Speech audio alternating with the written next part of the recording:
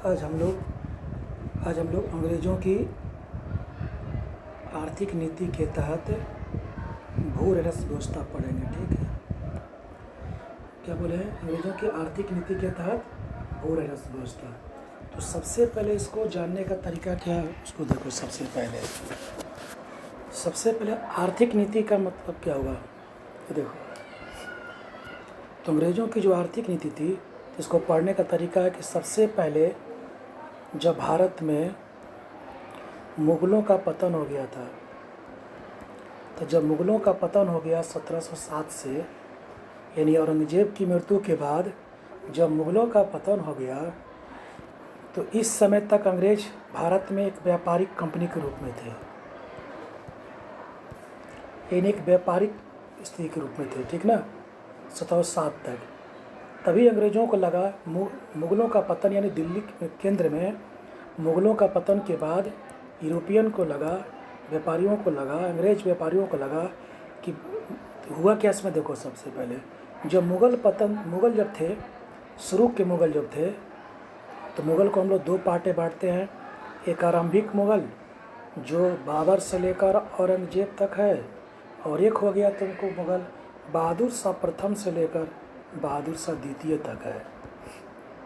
तो इस समय तक यूरोपियन जो भारत में आए थे, खासकर अंग्रेज भी उसमें, वो व्यापारिक तक ही सीमित थे, यानी व्यापारिक कोठी खोलना, सामान को यहाँ से ले जाना, ले आना और उसको उचित कीमतों पर बेचना। इसके लिए जो आरंभ की जो मुग़ल बादशाह थे, उनके लिए इनको वीज़ा देते थे या पास देते थे। ठीक ना, लेकिन तभी क्या हुआ, जब मुग़ल धीरे धीरे कमज़ोर हो गए दिल्ली में, तो जो प्रांत इनके अधीन थे वो प्रांत भी धीरे धीरे क्या होते गए, आज़ाद हो गए मुग़लों से। जब आज़ाद हो गए तो मुग़ल सत्ता और कमज़ोर हो गई। इसी कमज़ोरी का फ़ायदा व्यापारिक कंपनी अंग्रेज़ों ने उठाया, और उन्होंने क्या किया, धीरे धीरे कर करके एक एक करके पहले जो मुग़ल प्रांत थे उन सभी साम्राज्य को क्या किया उसने, एक साम्राज्यवादी नीति के तहत एक कर लिया। जो तो लोग पढ़ा होगा, क्लाइव से लेकर डलहौजी तक होता है। धीरे धीरे करके क्या करते गए, अपने अधीनस्थ करते गए। ठीक ना, वो लोग साम्राज्यवादी नीति के तहत। साम्राज्यवाद का मतलब होता है बड़े लोग, बड़े प्रांत, जब बड़े लोग राजनीतिक रूप से छोटे प्रांतों को अपने अधीन कर ले। तो अंग्रेज़ पहले क्या किए, व्यापारिक रूप में आए थे, फिर उन्होंने नीति में क्या लाई बदलाव, साम्राज्यवादी बन गए। सब बाद में हम पढ़ा देंगे, अब यहाँ पर हम लोग को शॉर्ट में पढ़ना है पीटी के रूप में। ठीक ना, तो साम्राज्यवादी बनने के बाद उनको लगा कि जब प्रांत मेरा हो गया तो क्यों ना वहाँ पर अपनी आर्थिक नीतियाँ लागू कर दी जाए। तो पहले लोग साम्राज्यवादी बने, यानी साम्राज्य का विस्तार किया भारत में। तब जहाँ जहाँ उन्होंने क्षेत्र को जीता, उस क्षेत्र में अपने अनुकूल, यानी ब्रिटिश अनुकूल आर्थिक नीतियों को लागू किया। तो अब आता कि जो ब्रिटिश अनुकूल भारत में आर्थिक नीतियाँ लागू हुई थी, इसके लिए क्या जिम्मेवार थी, क्यों ये लागू करना, उनकी मजबूरी क्या थी लागू करना। तो इसका बहुत शॉर्टकट में हम जा रहे हैं। ठीक ना, बोले ना बहुत डेप पढ़ाएंगे बाद में। ठीक ना, औद्योगिक क्रांति आई थी इंग्लैंड में, जो 1765 से शुरू हुई थी लगभग। ठीक ना, तो वहाँ से लेकर भारत में 1947 का असर दिखा गया। औद्योगिक क्रांति आई थी, तो औद्योगिक क्रांति से क्या चाहिए बताओ, कच्चा माल चाहिए, पूंजी चाहिए, बाज़ार चाहिए, और ये सारे चीज़ भारत इसके लिए मुफीद था। क्यों मुफीद था, तो नील की खेती इसमें होनी थी, जूट की खेती होनी थी, यानी कपास की होनी थी। ठीक ना, ये सब के लिए भारत में इसका कच्चे माल के रूप में उपलब्धता थी। इन्हीं कारणों से अंग्रेज़ों ने आर्थिक नीति में क्या लाया, अपने बदलाव लाया। तो ये कारण क्या हो गया, औद्योगिक क्रांति का। ठीक, दूसरा क्या हुआ, इसी औद्योगिक क्रांति को लेकर उन्होंने, और पूंजीवाद को बढ़ावा देने को लेकर उन्होंने औपनिवेशिक नीति को जन्म दिया। देखो, मुग़ल जब भारत में आए थे, सब बोले ना, कभी सिंपल समझ लो, अभी कोई भी अकॉर्डिंग टू क्वेश्चन एग्जाम के व्यू से औपनिवेशिक नीति उनको, जब देखो भारत में मुस्लिम भी बाहरी थे, अंग्रेज भी बाहरी थे, लेकिन मुस्लिम लोग औपनिवेशिक नीति क्यों लागू किए, उनको वहाँ पर वो लोग बाहरी आक्रमणकारी के रूप में थे। वो लोग वहाँ पर उतना डेवलप नहीं थे आरंभ में, अरब कंट्री से डेवलप होकर वो नहीं आए थे, खाना बदोश की तरह थे। तो उनको यहाँ से कोई कच्चा माल ले जाकर वहाँ बनाने की ज़रूरत नहीं थी। फैक्ट्री डेवलप देखे होगा, अरब कंट्री अभी डेवलप हुआ है, देखो 40-50 साल पहले वो क्या था। तो उस समय तो मुगल, आज से 100 साल पहले तो और वो पिछड़ा था, जबकि अंग्रेज उस समय काफ़ी डेवलप थे। तो उन्होंने एक औपनिवेशिक नीति लागू की भारत में। इसी नीति से उन्होंने भारत में आर्थिक नीति लागू किया है।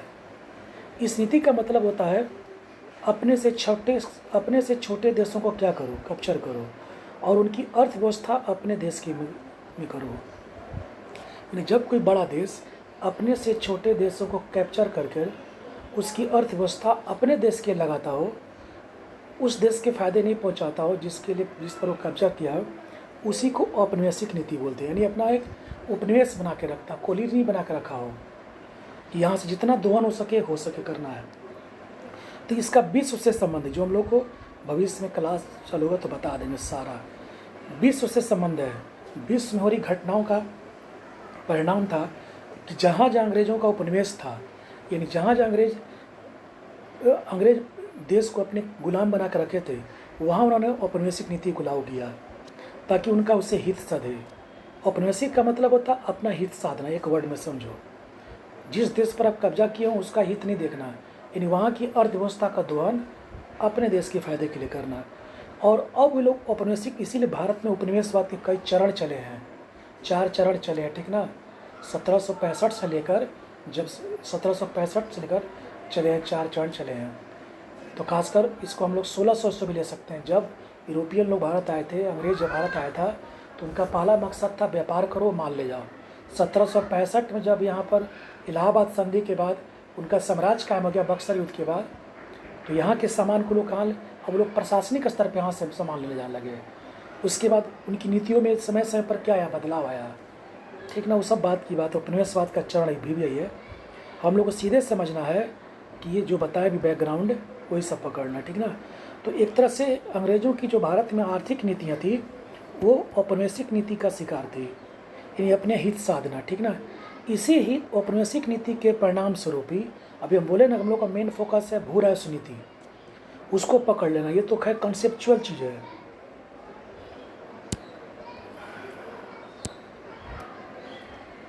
ठीक ना।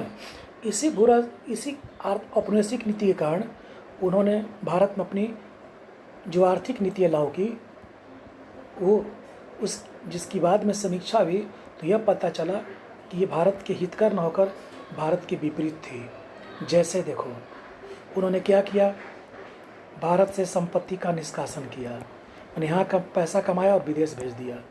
दूसरा उन्होंने क्या किया, संचार और परिवहन का जो विकास किया आर्थिक में, वो अपने अनुकूल किया, जहाँ उनको ज़रूरत थी वहीं पर संचार लगाया, ठीक।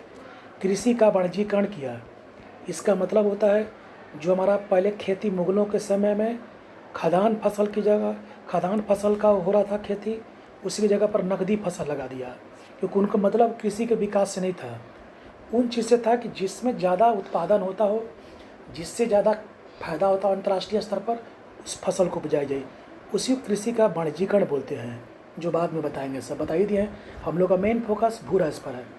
उसके अलावा इन्होंने क्या किया, रेलवे लाइन का विकास किया ताकि अधिक से अधिक दूर दराज क्षेत्रों से कच्चा माल लाया जा सके और तैयार माल खपाया सके, ठीक। परंपरागत उद्योगों की जगह पर नए उद्योग खोला, जो हमारा कृषि आधारित या छोटे छोटे खुदूर, ये क्यों किया, बात की बात है। इसलिए किया कि उनका औद्योगिक क्रांति से उनका उद्योग भारत में तभी सफल होता जब भारत के उद्योग धंधे क्या होते, नष्ट होते। तो ये सब ठीक। इसी में आगे उन्होंने भू राजस्व नीति लागू किया।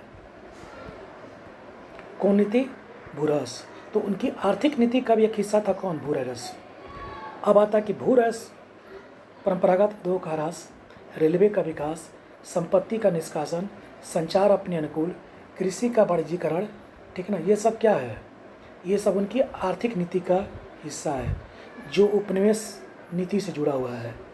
यानी अब लोग जिस जिस देश को अपना कैप्चर करेंगे, भारत, अफ्रीकन, उन सभी देशों में ये नीति लोग क्या करेंगे, लागू करेंगे। उसी में एक देश है अपना कौन, भारत। तो हम लोग भारत के संदर्भ में पढ़ रहे हैं अंग्रेज़ों की आर्थिक नीतियाँ। उसी में एक नीति कौन है, भू राजस्व है। भूमि से राजस्व कैसे लिया जाएगा, क्योंकि उसमें आय का सबसे बड़ा माध्यम क्या था, देखेगा उस समय सेकेंडरी सेक्टर और टर्सरी सेक्टर यानी विनिर्माण उद्योग का उतना डेवलप नहीं था। सेवा क्षेत्र यानी स्कूल, कॉलेज, अस्पताल उस समय उतना डेवलप नहीं थे, तो उसमें कृषि ही बेस था। इसीलिए भू राजस्व को उन्होंने सबसे बेहतरीन बनाने का प्रयास किया अपने अनुकूल। तो जो परंपरागत भू राजस्व था, सिंपल सी बात है, परंपरागत मतलब मुगलों के समय में जो भू राजस्व व्यवस्था चली आ रही थी उसमें ह्रास होगा, क्योंकि औपनिवेशिक नीति का मतलब क्या होता है, अपना फ़ायदा देखना। ह्रास होगा तो उसी का विरोध होना क्या होगा, लाजमी होगा। बहुत सामाजिक संरचनाएँ टूटेगी, बहुत लोग कमज़ोर हो जाएंगे। इसमें वही लोग आगे बढ़ेंगे जो अंग्रेज़ों का चापलूस होंगे, तुमको आगे देखने को मिलेगा, ठीक ना। अब आता है इसी में नेक्स्ट, देखो सब इसमें क्या आएगा नेक्स्ट। तो अब आता अंग्रेज़ों की भू राजस्व व्यवस्था।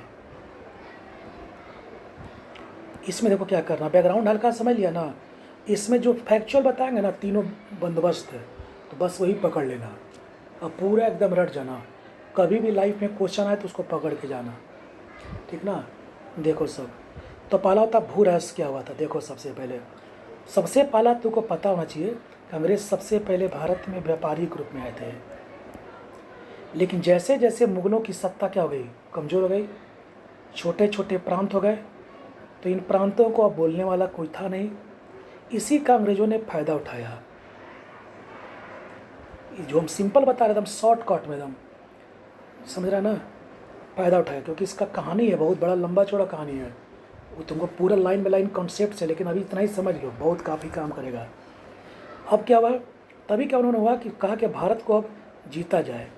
तो पहले बंगाल को क्यों जीता उन्होंने, सबसे समृद्ध प्रांत था, वहाँ सैन्य व्यवस्था मजबूत थी, तो सैन्य व्यवस्था आर्थिक स्थिति दोनों एक साथ उनको फ़ायदा होने वाला था, इसलिए उन्होंने बंगाल को सबसे पहले जीता।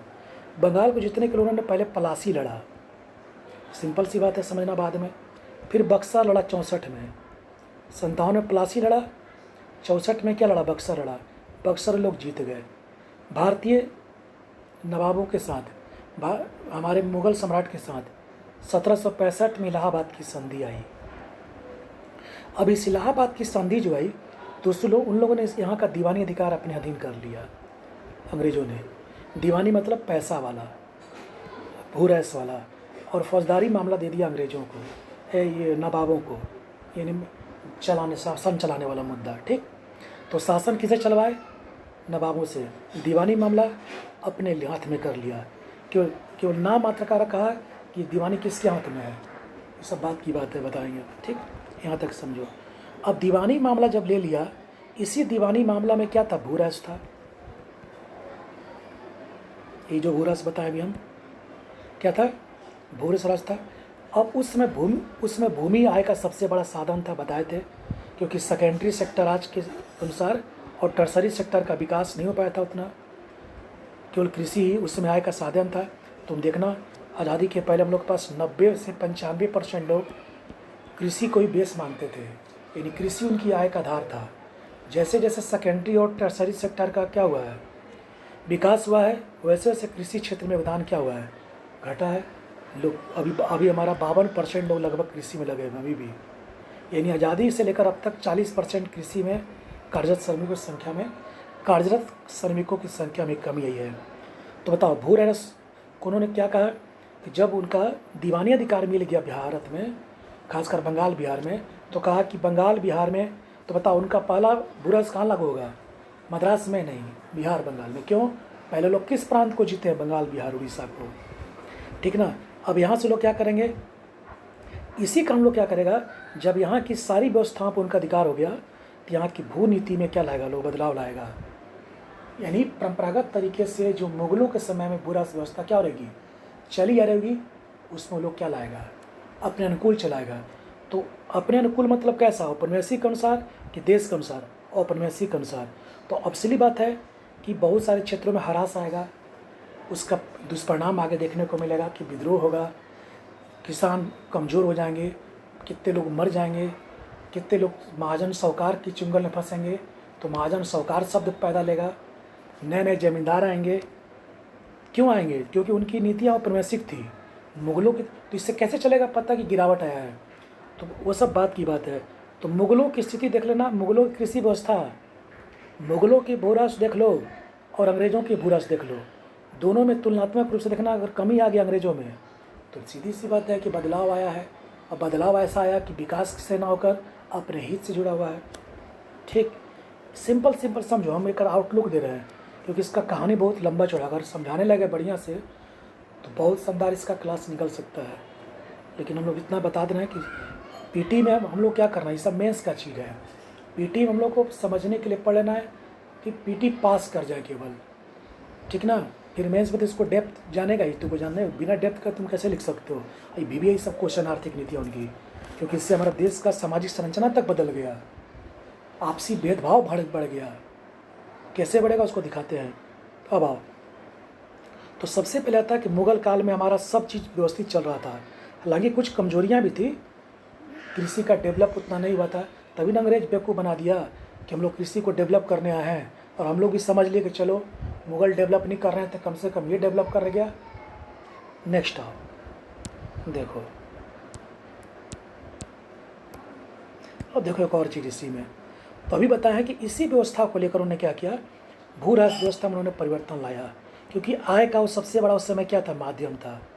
तो जैसे जैसे उन्होंने देश को कैप्चर करते गए और प्रेसिडेंसी बनाते गए, वैसे वैसे उन्होंने वहाँ पर अलग अलग भू राजस्व नीति लागू किया। भू राजस्व नीति क्यों करेगा अलग अलग नीति, तो यहाँ जो उन्होंने कमियाँ देखा कि इससे हमको विशेष फ़ायदा नहीं है, तो ये वाला चीज़ यहाँ लागू नहीं किया। अब देखा कि दोनों में कुछ कमियाँ थी, इससे भी हमको विशेष फ़ायदा नहीं है, तो पंजाब में गया तो वहाँ पर नई नीति लागू की। यानी जैसा स्थिति, जैसा सिचुएशन, उसी के अनुसार उन्होंने क्या किया, भू राजस्व नीति लागू किया। तो यूपीएससी में जब पढ़ोगे ना मेंस में, तो उसमें बहुत सारा क्वेश्चन टेक्निकल पूछता है। इससे साफ पता चलता है कि अंग्रेज़ों की जो आर्थिक नीति थी पूरी तरह से एक तरह से नियोजन के तहत चल रही थी, प्लान के तहत है कि कहाँ पर हमको किस समय भू राजस्व नीति कहाँ लागू करनी है और कब लागू करनी है और कैसे लागू करनी है। तो ये सब बिना प्लान के तुम कैसे लागू कर दोगे। प्लान कब करता आदमी, यहाँ जब देखा कि अच्छा नहीं है, ये व्यवस्था हमारे लिए ठीक नहीं है, तो अगली बार जहाँ व्यवस्था हम लागू करेंगे भू राजस्व, वहाँ दूसरे टाइप का लागू करेंगे, इन्हें अपने अनुकूल लागू करेंगे जिससे हमको ज़्यादा फायदा हो। इसी परिप्रेक्ष्य में हमको भू राजस्व पढ़ना है।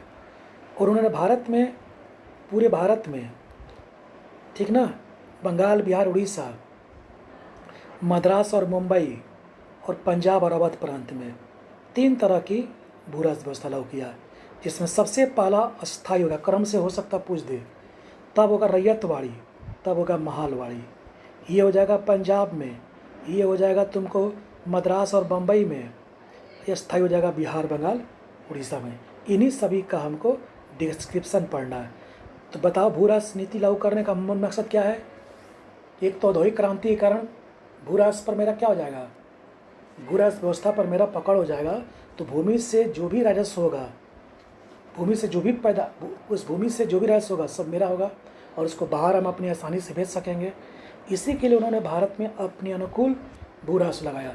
उसका फ़ायदा क्या होगा कि एक तो पूंजी जाएगा, और दूसरा चाहेंगे तो बाद में हम अपने उस खेत पर अपने अधीनस्थ करके उस खेत पर क्या करेंगे, हम मन मुतालिक औद्योगिक क्रांति के अनुकूल इंग्लैंड में कच्चे माल तैयार करेंगे। बहुत सारी लिंकअप है इसमें, समग्र अध्ययन है। तो ये सब चीज़ें एकदम ब्लैक बोर्ड पर एकदम तोड़ तोड़ के पढ़ने वाला है, खासकर हिस्ट्री है, क्योंकि इसको हम इसीलिए बता रहे हैं क्योंकि जो लोग इससे मेंस देंगे बीपीएससी में, हाँ एक बात और कह देते हैं कि बीपीएससी में जिनको ढंग से देना है तो अपना सब्जेक्ट चुन लेना फॉर्म भरते समय कि हमको कौन सा ऑप्शन विषय रखना है। हम तो नहीं बताएंगे कौन सा ऑप्शन विषय बढ़िया रहेगा, सब ऑप्शन ठीक है, जो पसंद आ जाए सो रख लेना। नहीं तो फिर हम कह देंगे हिस्ट्री रख लो तो कहो कि अपना विषय पढ़ाता हो उसी को रखवा दिया है। ऐसा कुछ नहीं, जो पसंद आ जाए बीपीएससी में रखो, उसमें तल्लीनता से लग जाओ। ऐसा नहीं है बीपीएससी में जुड़ होता है सबका, इसके बारे में लास्ट में बताएंगे, पहले पढ़ा लेते हैं, ठीक। तो इसमें सिंपल जाना ही बस, ठीक ना। अब होता है कि जो राजस्व व्यवस्था है, भू राजस्व व्यवस्था, देखो उन्होंने क्या किया, कहाँ लागू किया। तो तुम लोग अभी हम कुछ दिन पहले पॉलिटी पढ़ाए होंगे, पढ़ाए थे पॉलिटी, संविधान का निर्माण। तो बताए होंगे कि भारत में 2 तरह के प्रांत थे आज़ादी के समय तक आते थे, ठीक ना। तो उस समय 2 तरह के जब प्रांत थे, तो उस समय ब्रिटिश प्रांत भी था, जैसे कि मान लो जिस पर ब्रिटिश का कब्जा था, और कुछ देसी रियासत थे, ठीक ना। ऐसे ही तरह के प्रांत थे, ब्रिटिश प्रांत, और तो ये मान लो ब्रिटिश प्रांत, ये मान लो देसी रियासत। तो जहाँ जहाँ उनका ब्रिटिश प्रांत था, ठीक ना, जहाँ जहाँ वो लोग अपने प्रांत को कैप्चर में करके रखे थे पूर्णतया, ठीक ना। उस प्रांत पर उन्होंने ये भू राष्ट्र नीति लागू किया था, उन्हीं प्रांतों में। तो बताओ, जहाँ जहाँ उनका प्रांत था ब्रिटिशों का, वहीं पर उन्होंने क्या किया। तो मान लो ये तीनों क्षेत्र मिलाकर उनका 100% हो गया।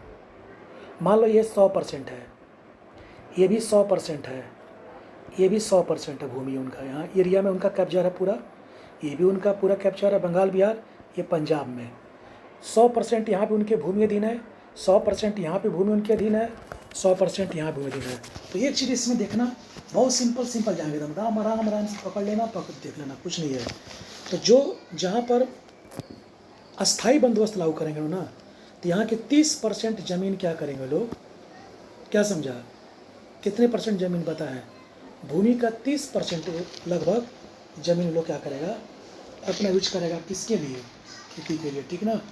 ये ध्यान रखना कि कितने परसेंट कहाँ कहाँ पर यूज लोग किया है, ये सारा क्वेश्चन पूछते रहता है बराबर कि भूमि का कितना परसेंट यूज करता था लोग, उसमें कितना परसेंट था। तो यहाँ पर अच्छा नहीं, यहाँ पर हो गया, ये गलत हो गया, ये बंगाल ना है, ये बंगाल बिहार उड़ीसा है। तो बंगाल बिहार उड़ीसा जब आएगा तो यहाँ पर अलग हो जाएगा 19%, ठीक है ना। 19% रेतवाड़ी कहाँ था, अच्छा ये मद्रास वगैरह हो गया 51%, यहाँ हो गया तुमको 30%, ठीक। देखो अब क्या समझना है, समझो, देखो बढ़िया से। सबसे पहले आता है चीज़ जान लो, देखो सबसे पहले इस देखो समझो, यहाँ मान लो 100% भूमि उनके अंदर है, तो ध्यान रखना लोग जितने परसेंट, देखो यहाँ पर 50, 30, 80, अभी 100, तो देखो उनका मान लो यहाँ भी ज़मीन पर पूरा कब्जा है, तो इसको 100% मान लिया जाए। इस 100% में से 19% वो लोग क्या पर खेती किया, 19% खेती वो लोग बंगाल बिहार उड़ीसा में किया, ठीक ना। बंगाल बिहार उड़ीसा में अस्थाई बंदोबस्त के रूप में किया। 51% को लोगों ने रैयतवाड़ी व्यवस्था लागू किया, और 30% को उन्होंने क्या किया बताओ, महलवाड़ी लागू किया था। तो उन्होंने पूर्व तीनों व्यवस्थाएं अलग अलग थी, बंगाल में एक था, एक मद्रास में था, एक पंजाब में था। तीनों व्यवस्था में देखो सबसे ज़्यादा भूमि पर लोग क्या करते थे, रैयतवाड़ी, उसके बाद महलवाड़ी, उसके बाद जमींदारी। तो बताओ उनकी जमींदारी व्यवस्था, तो भू राष्ट्र में सबसे ज़्यादा उन्होंने कहाँ पर लागू किया था, मतलब समझ रहा कुछ है। कहने का मेरा तात्पर्य है कि जो भू राष्ट्र व्यवस्था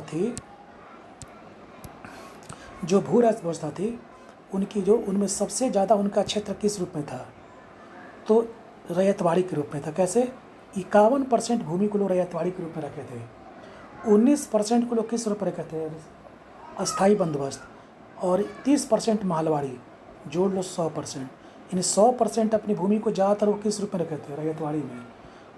उसके बाद नंबर 2 पर महलवाड़ी में, नंबर 3 पर, तो सब ये पूछ देता क्वेश्चन।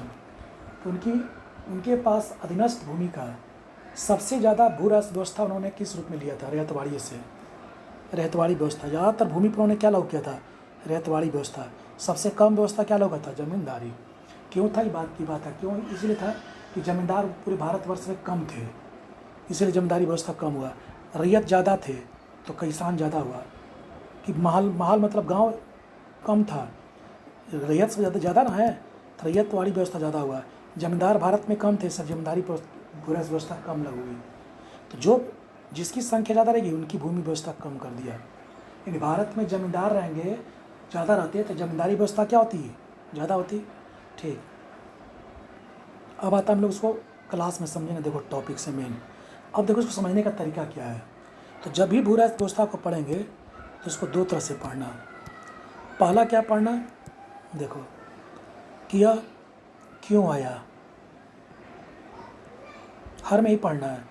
दूसरा पढ़ना है इसकी व्यवस्था क्या थी, इसमें यह प्रोविज़न क्या था।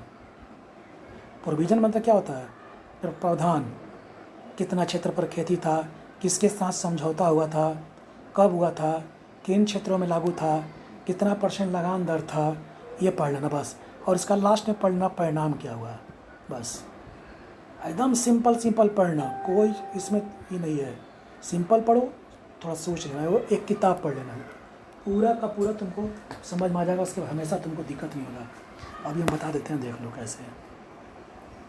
अब हम लोग अंदर चले टॉपिक पर, केवल सुनना, केवल फैक्चुअल टाइप का। देखो, अंग्रेज़ों की भूराज व्यवस्था, अभी इसका कंसेप्ट बता दिए हैं, 3 है, अस्थाई, रैयतवाड़ी, महालवाड़ी, ठीक ना। थोड़ा सा पानी पी लेते हैं।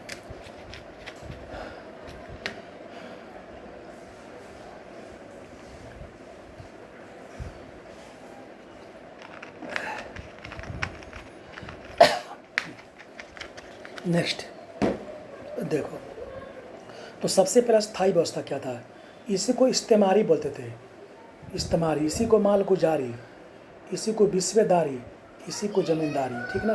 ये सब हम बाद में बता देंगे, ठीक ना, इसमें सब क्लास में, क्यों इसको ज़मींदारी, क्यों इसको विस्वेदार, विश्व मापते थे, माप करके इसलिए विश्व हो गया। मालगुजारी क्योंकि हर व्यक्ति को अपना एक रेवेन्यू देना होता था, माल के रूप में, चाहे गुड्स के रूप में दे, चाहे नकदी रूप में दे। इस्तेमारी मतलब इजारेदारी व्यवस्था भी इसको कहा गया है, क्योंकि इस्तेमारी में क्या होता है कि आप लगान नहीं देने पर आपको भूमि से हस्तगत कर देंगे, उसकी बोली लगेगा। अस्थाई बंदोबस्त मतलब ये पहले अस्थाई था, बाद में स्थायी हो गया कुछ समय के लिए। अस्थाई का मतलब होता है कि आप परमानेंट वहाँ का जमींदार हो जाएगा, जो आगे बता रहे हैं। देखो, इसलिए इसको अन्य नामों से भी जानते हैं था। कैसे, हम लोग ड्राफ्टिंग कमेटी पढ़ते हैं, पांडुलिपि फलना। नेक्स्ट कारण है, तो बताए थे कि सबसे पहले सिंपल समझना, कारण क्या है, मतलब क्या कारण था कि स्थायी बंदोबस्त लाया गया। तो देखो, जब वो लोग उत्तर भारत में बंगाल बिहार को पहले जीते 1765 के बाद, ठीक ना, और यहाँ उनकी शासन व्यवस्था लागू हो गई, तो कहा कि यहाँ के भू राष्ट्र अपने अनुकूल करा जाए, ना कि जो यहाँ प्रांतीय गवर्नर है, प्रांतीय मुगल है या प्रांतीय मुस्लिम है या मुगलों की शासन व्यवस्था उनके अनुकूल ना होकर अपने अनुकूल किया जाए। स्वाभाविक सी बात है कि जो भी प्रशासन संभालेगा अपने अनुकूल चाहेगा, और अंग्रेज़ तो चाहता था कि हमारे अनुकूल यहाँ पर अर्थव्यवस्था रहे। तो इन्होंने 65 की युद्ध के बाद क्या किया, ये यहाँ पर व्यवस्था लागू किया अस्थाई। कौन, अंग्रेज। देखो, अस्थाई का कारण क्या था, कारण ये था कि जब उन्होंने यहाँ प्रशासनिक व्यवस्था लागू कर लिया, तो कहा कि एक तो भू राजस्व होगा, कंपनी के आय का मुख्य स्रोत होगा। एक क्या होगा, कंपनी की आय का मुख्य स्रोत होगा, क्योंकि उस समय बताया था अभी थोड़ा देर पहले कि भू राजस्वी आय का मुख्य जरिया था। दूसरा उसमें क्या था कि देखा कि जो ज़मींदार हैं, जो यहाँ पर परंपरागत रूप से किसानों से क्या करवा रहे हैं, मिल करके तालमेल था। दोनों में पहले क्या था, आपसी तालमेल था। लगान देना, दो, नहीं देना, मत दो, होता है तो दो, तो तालमेल था। सामाजिक संरचना से बनी हुई थी आरंभ में, मुगलों के समय में। तो जमींदारी के लिए ज़मीन पर वंश परंपरा का अधिकार का सुरक्षा सहन करना, मतलब जमींदारी व्यवस्था लागू करने का मतलब था कि एक तो यहाँ पर लगान वसूलवाएंगे उन सबसे, क्योंकि वो लोग ताकतवर है, और किसानों से आसानी से वसूल कर दे देगा हमको, क्योंकि यहाँ जमींदारी व्यवस्था है। जमींदार पहले से वहाँ पर खेती करते थे, करवाते थे और मुगलों को देते थे, तो कहा वही व्यवस्था लागू कर दो हम लोग भी। और दूसरा क्या है कि जो इनका पहले से परंपरा चल रहा है, किनका, जमींदारों का, उनको क्या करना चाहिए, उनको स्वेच्छा से क्या करना है, हटा देना है, और दूसरे जमींदार को जमींदारी दे देनी है। मतलब क्या समझा कि मान लो ये ज़मीन है, पहले क्या था, यहाँ पर मूल रूप से अंग्रेजों के समय परंपरागत किसान और परंपरागत जमींदार दोनों मिलकर आपस में तालमेल से खेती करते थे। लगान आया, वर्षा हुआ, फसल मारी गई तो न मत दो, फसल है तो दो, ठीक ना। तो ये परंपरा, सामाजिक संरचना चल रहा था, आपस में कोई टकराव नहीं था। अंग्रेज सोचा कि एक फ़ायदा क्या होगा कि यहाँ से एक तो पूरा जमींदार हैं, जमींदारी व्यवस्था लागू करेंगे तो वो किसानों से वसूल करके हमें देंगे। इसी परिप्रेक्ष्य उन्होंने जमींदारी व्यवस्था को रखा था। और दूसरा क्या रखा था कि अगर ये जमींदारी समय पर क्या नहीं देंगे, टैक्स नहीं देंगे, तो इनको यहाँ से हटा दिया जाएगा। हटा करके इजारेदारी मैंने बोली लगा करके, जिसको इस्तेमारी बोलते हैं, एक नए जमींदार लाएंगे।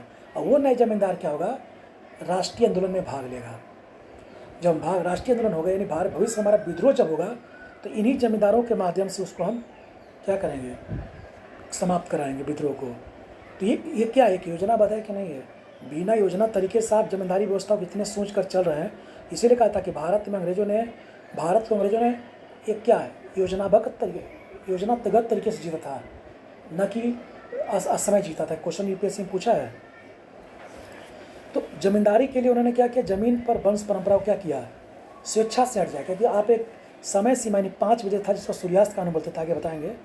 सूर्यास्त कानून 5 बजे के अंदर 10 साल पर आपकी जो आय होती थी उसका लगान 5 बजे शाम के पहले आप नहीं दीजिएगा तो आपकी जमींदारी छीन ली जाएगी।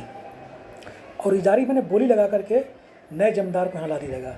और वही नए जमींदार जब आएगा तो यहाँ के मूल प्रारंभिक किसानों से उसका कोई ताल्लुकात नहीं रहेगा, तो आपस में विद्रोह बढ़ जाएगा। ये कमाने का फ़ायदा चाहेगा, किसान पर बोझ बढ़ेगा। किसान खेत बचाने के लिए क्या करेगा, महाजन के पास जाएगा तो महाजन शब्द नया नया आएगा सब। तो महाजन सब किसकी देना है, साहूकार। आज तुम देखते हो गाँव में सब अंग्रेज का दिया हुआ है।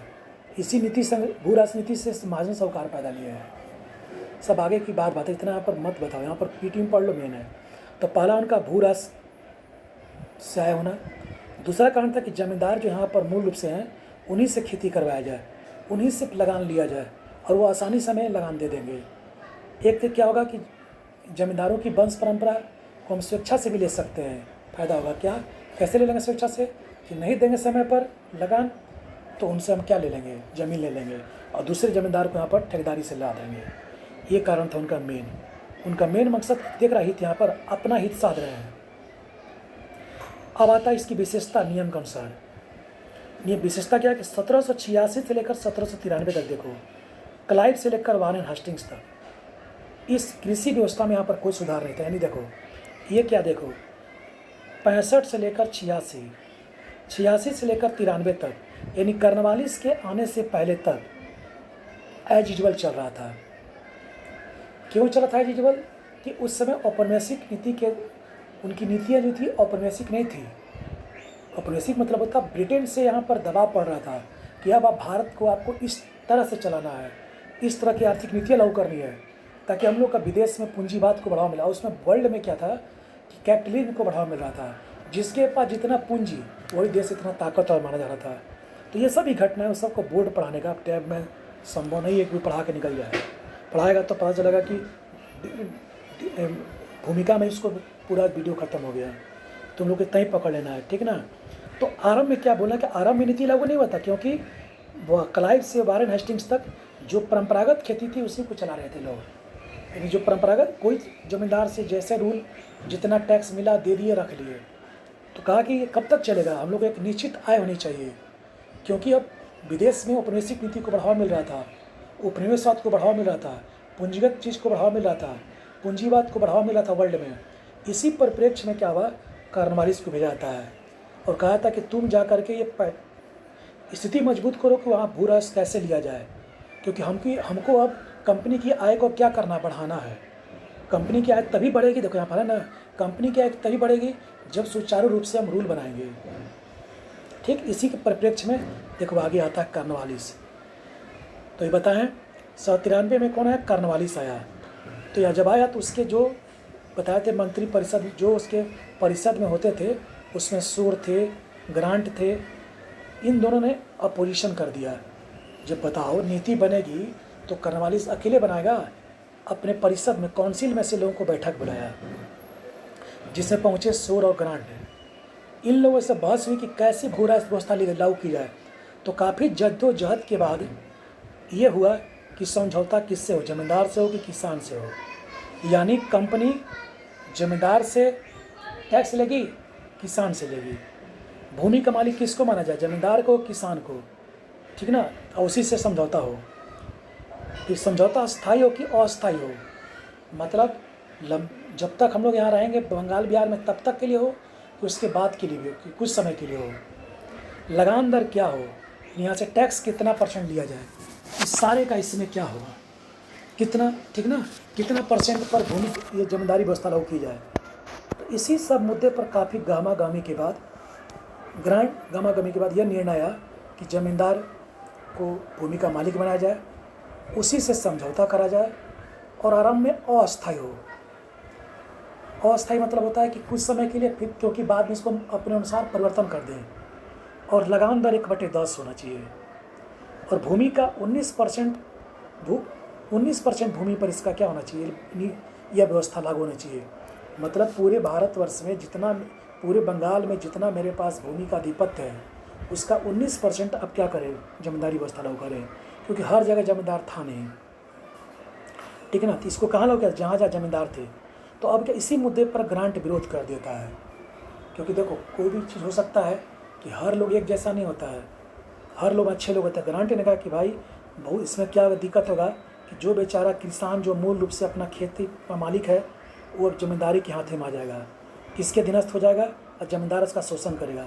लेकिन कर्नवालिस और इसने शोर ने जो दो एकमत थे इसमें, मतलब इन दोनों ने आपस में सहमति थी, ग्रांट इनके विचार से अलग थे।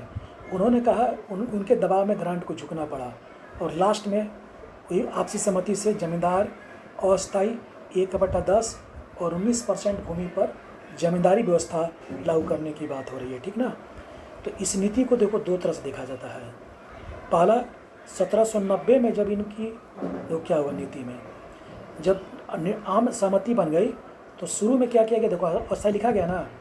1790 में जो नीति लागू गई 10 वर्ष के लिए गई, कहा कि जमींदारी व्यवस्था ही बंगाल में, बिहार में, उड़ीसा में 10 वर्ष के लिए रहेगा।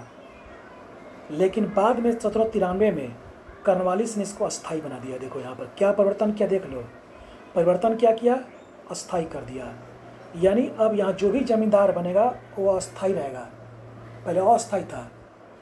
मतलब अस्थायी का मतलब होता है कि नीति में बदलाव ला सकते हैं, जमींदार को जमींदार को किसान से हम भूमि हड़प जब सकते हैं, लेकिन अस्थायी बना दिया गया यहाँ पर कि अब ये व्यवस्था क्या रहेगी, अस्थायी रहेगी। एक बार जो इसका जमींदारी मांग ले, किसी क्षेत्र का जमींदार किसी भी भूरास का भूमि का जमींदार मान लिया जाएगा कि यहाँ का जमींदार यही होगा, ये भूमि है, इसका जमींदार ही यहाँ का मालिक होगा, तो वही हमेशा जीवन पर्यंत क्या रहेगा।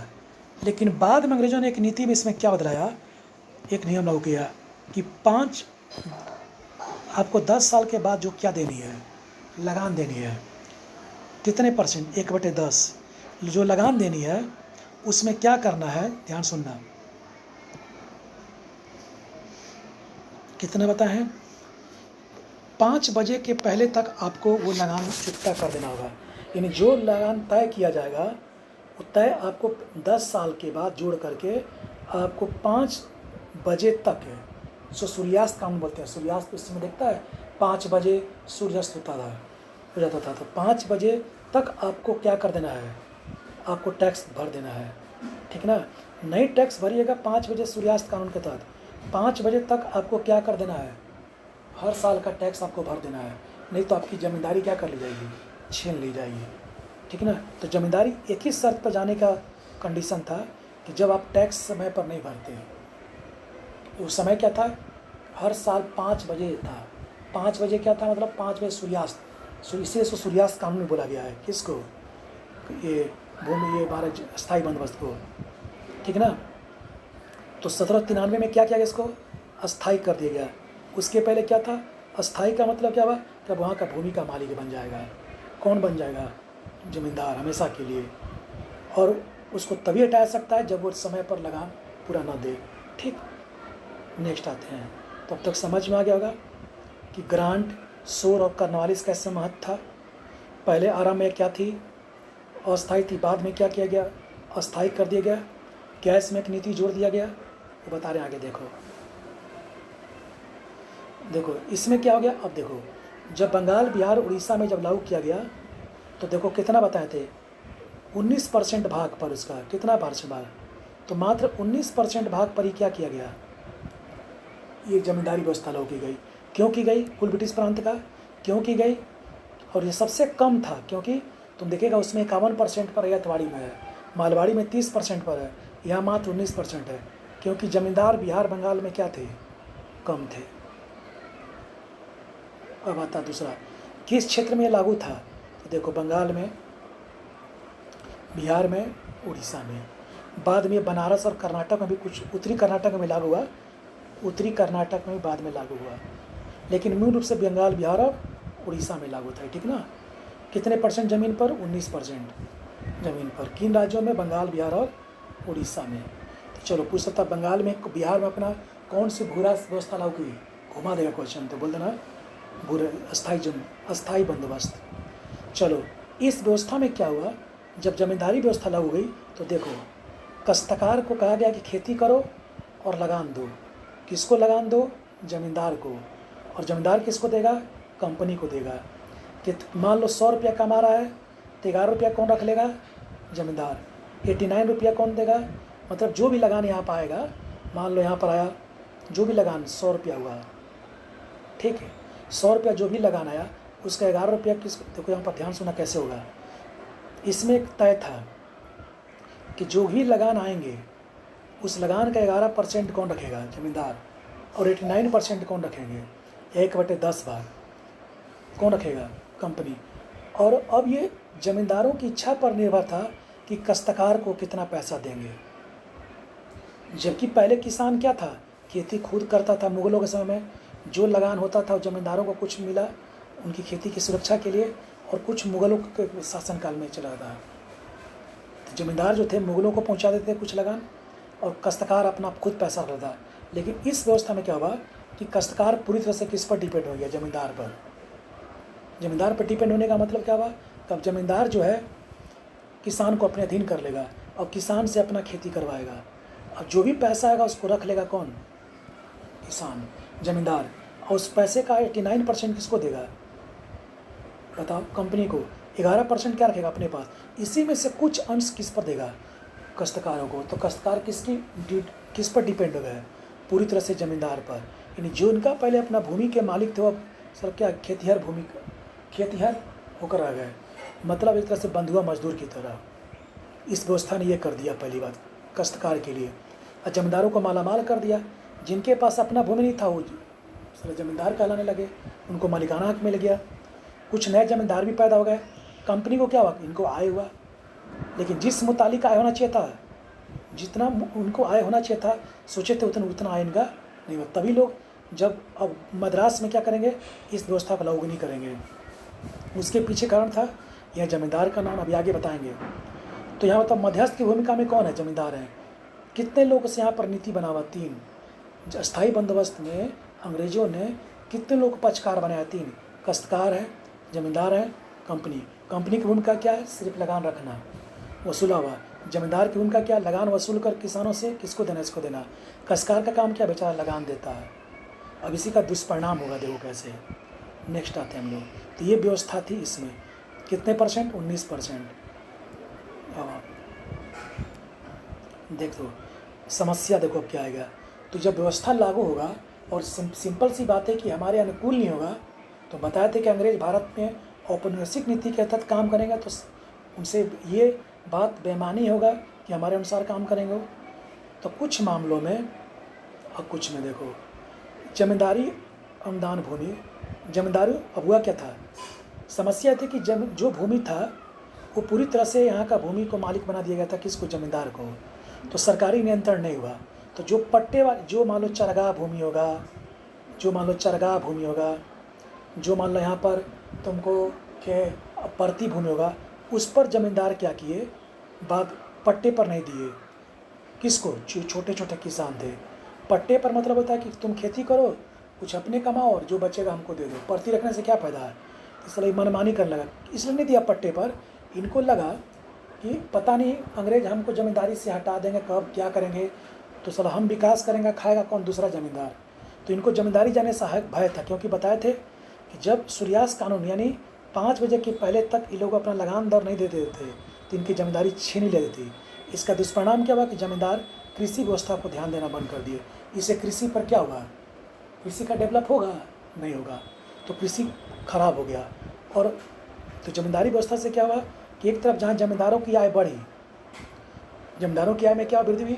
नए ज़मींदार आए, और ज़मींदार कहे कि भूमि का मालिक तो हम अस्थायी रूप से नहीं है, कभी भी हमसे क्या किया सकता है? हड़पा जा सकता है।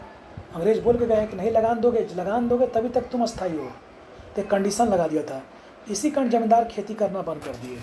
खेती करना बंद किया मतलब कि कृषि का विकास कम कर दिए, कि अगर कहीं कल लगान नहीं दे पाएंगे। और कृषि किस पर आश्रित है? बताओ, प्राकृतिक आपदा पर। और प्राकृतिक आपदा आएगा तो हम देने की स्थिति में रहेंगे, नहीं रहेंगे तो क्या होगा? तो लगान छीना जाएगा, मेरा खेती छीना जाएगा, जमींदारी भी चले जाएगा। तो झूठ का खेती हम करेंगे, फ़ायदा दूसरा कमाएगा जाकर ज़मींदार। इसी उद्देश्य से ज़मींदारों ने खेती का उपयोग करना बंद कर दिया। कम कर दिया, तो कृषि का डेवलप नहीं हो पाया। जो सोचे थे कि डेवलप होगा, नहीं हो पाया। अब किसान बेचारा जो क्या थे, किसान के लिए क्या समस्या हो गई, इस व्यवस्था से किसान को क्या दिक्कत हुआ।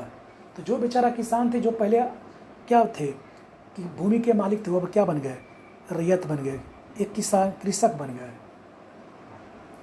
मतलब कि अब वो सिर्फ उनका काम था खेती करना दूसरे पर जा कर के, उनका तो अपना ज़मीन छीना गया, जमींदार का दिन हो गया सब ज़मीन।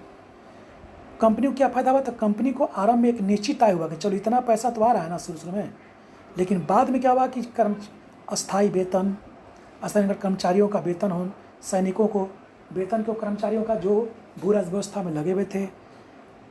सैनिक क्यों, तो सैनिक वहाँ की लगान दर को समय समय पर दिलवाते थे, डरा धमका करके प्रशासन के रूप में।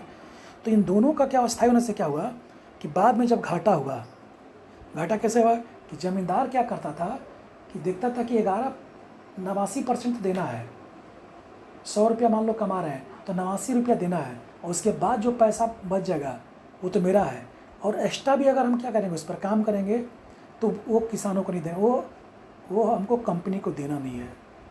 कंपनी को देना नहीं है मतलब क्या होगा कि एक निश्चित आय के बाद हम उसको कंपनी को देना। ये लोग क्या करता था कि मनमाना किसानों पर लगान लगा देता था कि अब तुम ये भी खेती करो, ये भी खेती करो, और उसका पैसा हम रखेंगे। इससे क्या हुआ कि जो हमारा किसान वर्ग था बेचारा और घाटे में चला गया और उसको नुकसान हुआ। अब उस पर जमींदारों का बोझ बढ़ता गया, कब उसको अपना वही किसान अपना बोझ बढ़ता गया, तो अपने घर परिवार को चलाने के लिए महाजन साहूकार के फेरा में फंसा। तो वही गांव में महाजन साहूकार पैदा लिया सब। महाजन साहूकार मतलब गांव में जो थोड़ा सा पूंजीपति वर्ग के लोग थे, उन्होंने अपना बैंक की तरह काम करना शुरू कर दिया, जो आज भी कोऑपरेटिव बैंक की तरह लोग काम करता है। ठीक है, आज भी महाजन साहूकार है, 2% पर तुमको पैसा देगा लोग।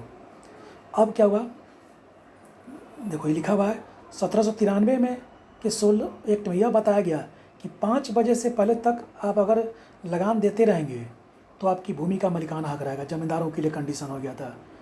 इसी कंडीशन से लोग कहा कि सर कब हमारा ज़मीन छीना जाएगा, गारंटी नहीं है।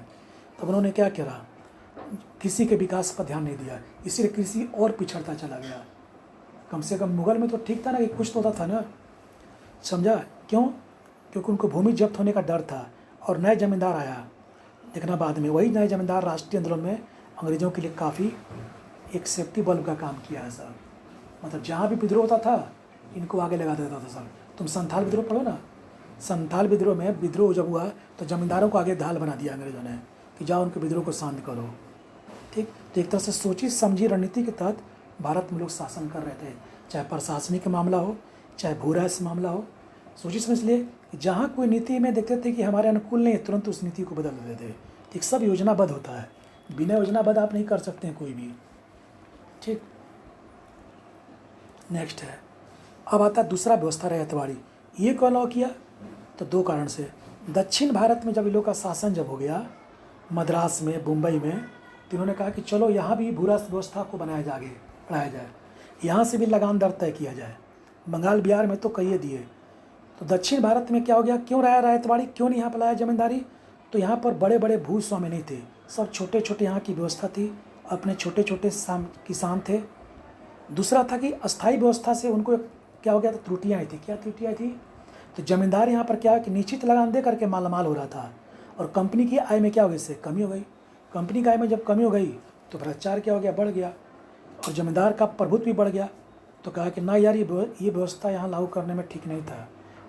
अब जहाँ जहाँ हम भूरा व्यवस्था लागू करेंगे वहाँ पर ये व्यवस्था लागू नहीं करेंगे।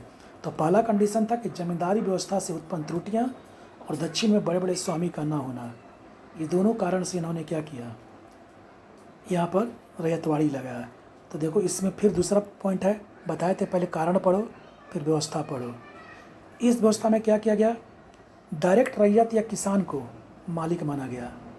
कहाँ पर, मद्रास वाले एरिया में, ठीक ना। और सरकार हो गया, यहाँ पर 2 ही लोग हैं पक्षकार, वहाँ कितने थे, 3 थे, यहाँ कितने लोग हैं, 2।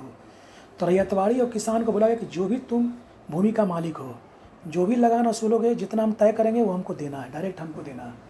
तो एक तरह से प्रत्यक्ष हुआ, और वो क्या था, प्रत्यक्ष था। वहाँ क्या था, किसान देगा जमींदार को, जमींदार फिर देगा अप्रत्यक्ष। एक नीति क्या थी, प्रत्यक्ष थी। ठीक, सब समझ लो।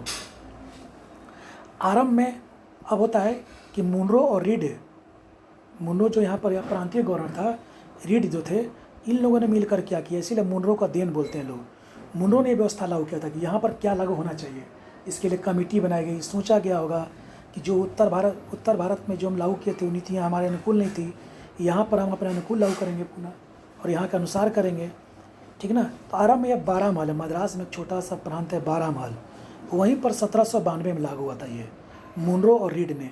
देन किसकी है, तो मुनरो बोलना। फिर कुछ दिनों के बाद क्या हुआ, लगभग 1820-19 तक आते थे, क्या हुआ, यह व्यवस्था, रैयतवाड़ी व्यवस्था मद्रास में पूर्ण रूप से लागू गई। पहले 12 महल तक पूर्ण रूप से, और बाद में इसी से प्रभावित होकर मुंबई का जो एल्फिंस्टन था गवर्नर, उसने क्या किया, कहा कि ये व्यवस्था बहुत अच्छा है भाई, इससे तुमको फ़ायदा हो रहा कंपनी को, चलो हम भी कंपनी को फ़ायदा पहुंचवाते हैं। तो बम्बई में एल्फिंस्टन ने मिट गया है, एल्फिंस्टन ने क्या किया, बम्बई में भी इसको लागू किया। तो सबसे पहले कहाँ लागू हुआ था, मद्रास में। मद्रास, पूर्णा मद्रास की साइड, छोटा सा मद्रास, तो बोलना 12 महल में। फिर बाद में इसकी देन क्या, मुनरो की है। फिर पूरे मद्रास में कब, 1820 में। ये कहाँ लागू था, दक्षिण भारत की उत्तर भारत में, दक्षिण भारत में। और ये कहाँ लागू था, रैयतवाड़ी अस्थायी बंदोबस्त, बोलना उत्तर भारत में, ठीक ना। तो अस्थायी बंदोबस्त उत्तर भारत में, ये वाला दक्षिण भारत में। बम्बई में कब पहुँचा, तो 1819 में। किसने पहुँचाया, एल्फिंस्टन ने पहुँचाया। तो लागू कहाँ था, मद्रास और बम्बई में, ठीक, मूल रूप से। इसका नेक्स्ट और प्रधान देखो, इसमें कृषक डायरेक्ट किसको लगान देंगे, कंपनी को, ये बताए थे। यह 20 से 30 वर्षों तक के लिए था, यानी परिवर्तन की क्या थी, गुंजाइश थी। देखा था कि तुम जमींदारी व्यवस्था को जब अस्थायी कर दिया था तो उसमें कोई परिवर्तन करने की गुंजाइश नहीं बचा था, ठीक ना, ये था। लगान दर आरंभ में क्या था, 33% था, बाद में क्या हो गया, 55% हो गया। लेकिन विरोध के कारण ये 1953 में क्या हो गया, हटा दिया गया। ये सब बात की बात है, समझना, सीधे समझना कि इसमें प्रत्यक्ष था। कितने वर्ष को लिए किया गया, 20-30 से। क्यों किया गया, तो जमींदारी व्यवस्था के परिणाम स्वरूप अस्थायी होने के कारण उसकी नीति में लोग कोई बदलाव नहीं कर सकते थे, इसीलिए परिवर्तन की गुंजाइश रखा गया यहाँ पर कि जो भी यहाँ पर व्यवस्था लागू होगी, रैयतवाड़ी व्यवस्था, यानी रैयतों से कंपनी का जो करार होगा वो 20 से 30 वर्षों तक होगा, और इतने वर्षों के बाद इसमें कुछ संशोधन हम कर सकते हैं ताकि समय के अनुसार उसमें बदलाव लाया जाए। ऐसा क्यों किया, क्योंकि देखेंगे स्थायी बंदोबस्त में व्यवस्था नहीं थी, ठीक। कितना परसेंट लगान था शुरू में, 33%, बाद में क्या हो गया, 55, यानी हाफ हो गया। लेकिन तो हाफ होगा तो बताओ, जिस किसान से आप शुरू में 33% लेंगे, बाद में बढ़ाकर 50 कर देंगे तो किसान विद्रोह करेगा ही, इसलिए विद्रोह का 1953 में हट गया। चलो, यहाँ भी क्या व्यवस्था थी, लगान नहीं दीजिएगा तो आपको भी भूमि से बेदखल कर दिया जाएगा।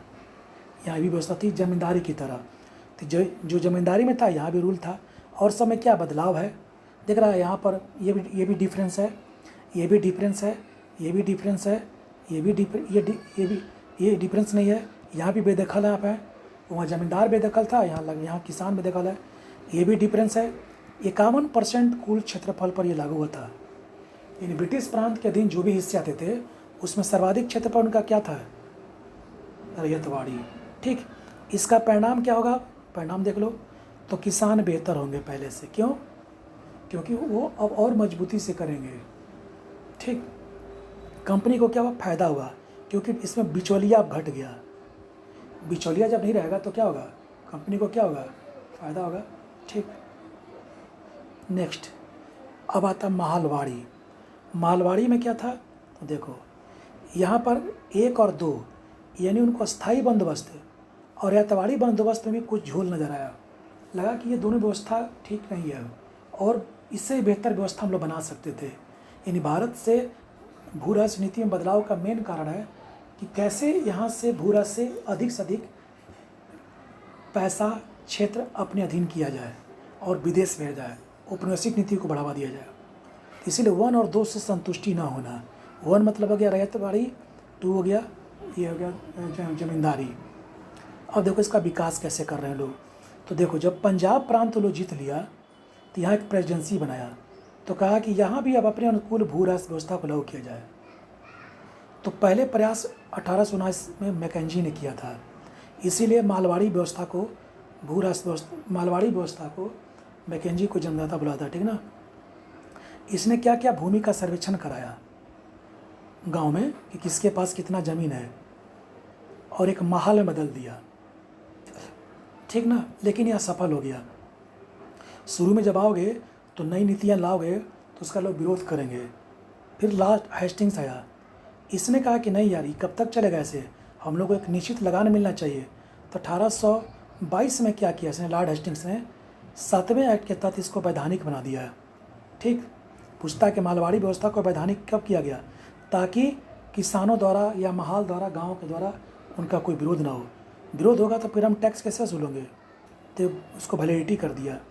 किस एक्ट के तहत, रेगुलेशन 7 के तहत।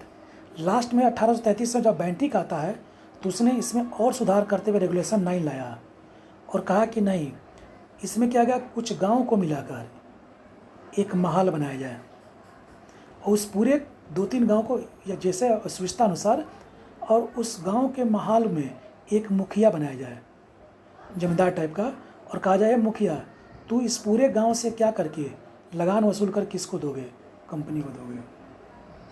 तो भी अप्रत्यक्ष हो गया। कैसे, महाल के लोग अपना क्या करेंगे, कृषि करेंगे, जो एक निश्चित लगान होगा वो किसको देंगे, महाल के मुखिया को, और मुखिया किसको देगा, किसान को, यदि कंपनी को देगा। तो ये भी अप्रत्यक्ष टाइप का हुआ।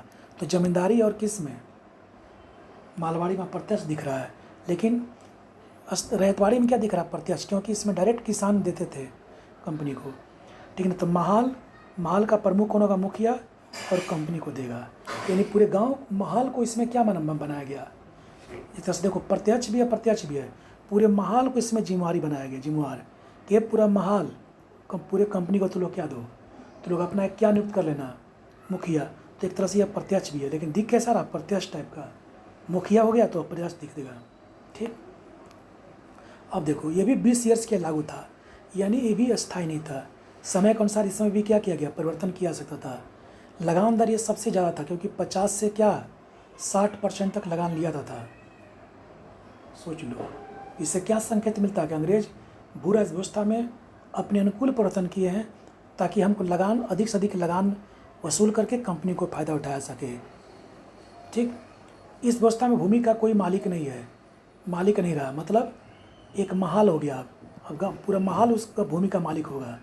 कोई भी टैक्स नहीं देगा तो जिम्मेवार कौन देगा, महल होगा। और मुखिया का काम क्या था, सिर्फ पैसा देना उठा लगे। ये लागू कहाँ था, पंजाब में। ठीक, तो ध्यान रखना, जमींदारी कहाँ लागू है, बंगाल बिहार में। रैयतवाड़ी मद्रास और मुंबई में। मुंबई में कौन, एल्फिंस्टन। पंजाब में कौन, ये तो यहाँ कौन था, इसमें कौन था, ग्रांट, शोर और कौन, ठीक, ग्रांट, शोर और कौन, अभी कर्नवालिस। इसमें कौन था, इसमें मुनरो था, रीड था और एल्फिंस्टन है। इसमें कौन है बताओ, मैकेंजी, लॉर्ड हेस्टिंग्स, ठीक ना, तो मैकेंजी इसमें है। अब आता है कि ब्रिटिश क्षेत्र का ही कितना परसेंट पता, 30%, सब बता चुके हैं। ये दूसरे नंबर पर था कि जहाँ से उनकी भू राजस्व व्यवस्था लागू थी। तो हो सकता है क्रम से पूछ दे कि पहले व्यवस्था कौन थी, ज़्यादा व्यवस्था फैला हुआ, तो ज़्यादा व्यवस्था फैला हुआ था तुमको रैयतवाड़ी, तब महलवाड़ी, तब कौन, जमींदारी, हो सकता है। लेकिन बाद में जब देश आज़ाद हो गया तो भारतीयों को लगा, किसानों को लगा कि अब ये देश हमारे अनुकूल हो गया है। भारतीयों ने विद्रोह इसी के लिए किया था राष्ट्रवादी में, कि जमींदारी से यहाँ पर लोगों की आय कम हो रही है। जो लोग मूल रूप से किसान थे वो खेतिहर से गरीब बन गए। तभी जाकर के 1950-55 में इस भू राजस्व व्यवस्था को एक एक करके, धीरे धीरे करके, पहले जमींदारी ख़त्म किया गया, 53 में समाप्त कर दिया गया और पुनः अधिकार ले लिए गए अपने अधीन। और अधिकार लेकर के क्या किया गया, अपनी काश्तकारी अधिनियम ला करके जिसका जिसका जो खेत बनता था सर्वे करा कर दे दिया गया था। लेकिन उसके बाद भी कुछ त्रुटियां रह गई थी। बहुत सारे किसान का जो उसमें खतियान नहीं था ढंग का, तो वो खेती से वंचित हो गए थे। ये पूरा रिकॉर्ड है। तभी यहाँ पर नक्सलवादी आया था सब। वही नक्सलवादी सब बाद में आज पूरा देश को तबाह किए हुए आंतरिक रूप से। ठीक,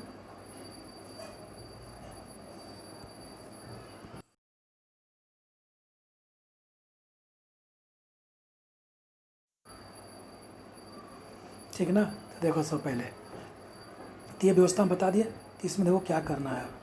सबसे पहले जानना है, कुछ नहीं करना है, टेबल चाहो तो टेबल बना सकते हो, यहाँ से लिख लेना टेबल बनाने के 3 टेबल बना लो।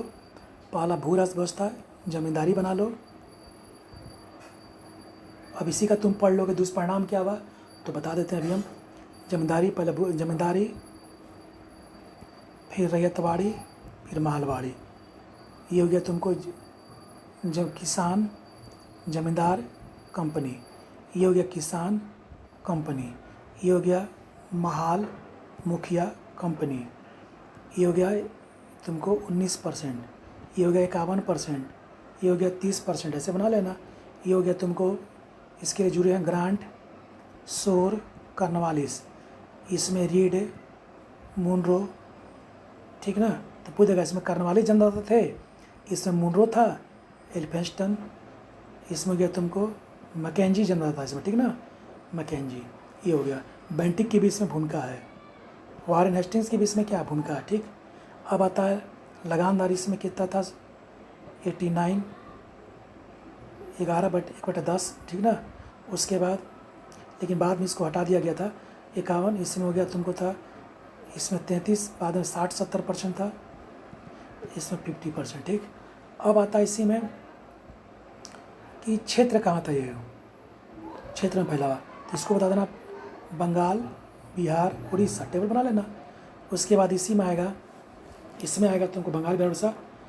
इसमें आ जाएगा तुमको बंगाल, बिहार, उड़ीसा के बाद ये हो गया तुमको मद्रास, मुंबई। ये हो गया तुमको पंजाब, अवध, ठीक। अब देख लो इसी, इसको टेबल बना लेना है, चाहे तो टेबल पर रहेगा। हाँ हाँ, अब देखो, अब इसी में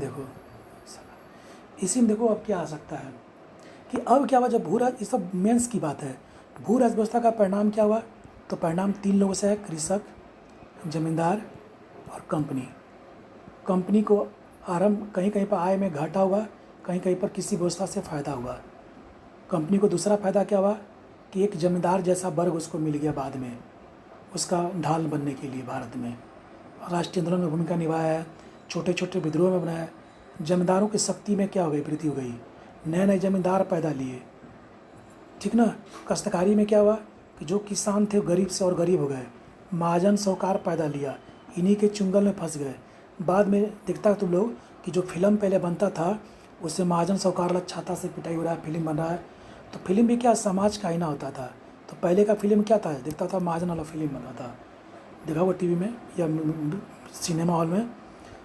अब होता था काश्तकारों, किसान क्या हो गया, घर से बेकार हो गए। सबसे बड़ा है कि दोनों की सामाजिक संरचना में दरार आ गई, यानी आपसी सामंजस्य टूटा।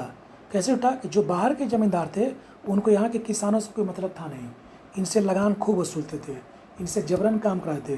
तो आपस में सामाजिक संरचना क्या टूट गया। तो गांव की जो सामाजिक संरचना की हुई उसमें दरार आई। ये सब मेंस का है, मेंस में बताया जाता है सब, ठीक ना। पीटी में सब नहीं आता है क्वेश्चन, आ भी सकता तो बना भी देना, इससे फालतू आएगा भी नहीं, पीटी में आएगा भी तो। अब होता इसी में ये हमारा पूरा बुरा व्यवस्था ख़त्म हो गया। हम अब जितने भी हमारे कोचिंग से जुड़े हुए छात्र थे उनके लिए हम संदेश देना चाहते हैं कि अभी कोविड-19 चल रहा है, सारे लोग ढंग से पढ़े, जो भी हो, जो भी गलतफहमियाँ, जो भी कुछ हुआ पहले सबको भूल जाओ और नए सिरे से एकदम पूरा लगो और पूरी तरह से ताकत लगाओ, क्योंकि अभी नहीं तो कुछ कभी नहीं तब ये नीति लगाओ। ऐसा कुछ नहीं है कि पीटी बहुत टफ है, कुछ टफ नहीं है, तुम तैयारी नहीं करता बढ़िया से। इसी बात का सबसे बड़ा दुख है कि तुम लोग ढंग से तैयारी नहीं किया। तैयारी करता तो अब तक पूरी तरह से ढंग से निकल गया। जो भी गलतफहमी हुआ उसको दूर करो, सब ढंग से पढ़ो, समझो सब लोग, जहाँ जहाँ से तुमको बढ़िया व्यवस्था मिल जा रहा करो। ये बता दिए हैं कि जो जो अपने संस्थान जुड़े में जुड़े रहो। मैं नहीं कहता हूँ कि तुमको जोड़ना ज़रूरी है, तुम्हारी इच्छा पर अच्छी क्रिया बता दिए हैं, इच्छा पर निर्भर है। तुमको पकड़ना पड़ो, नहीं पढ़ना पड़ो। कहाँ हम देख रहा वीडियो, हम लोग कभी सोचे नहीं थे कि बनाएंगे, लेकिन सब अभी क्या है, सोचे कि तो थोड़ा फ्री कॉस्ट भी वीडियो बनाकर पढ़ाया जाए कम से कम, इसी बहाने। उसमें कुछ लोग सलाह दिया तब बनाए हम, कुछ लोग काफ़ी मेहनत किया लोग इसके बनाने के लिए, नहीं तो ये भी नहीं बनता वीडियो हमसे।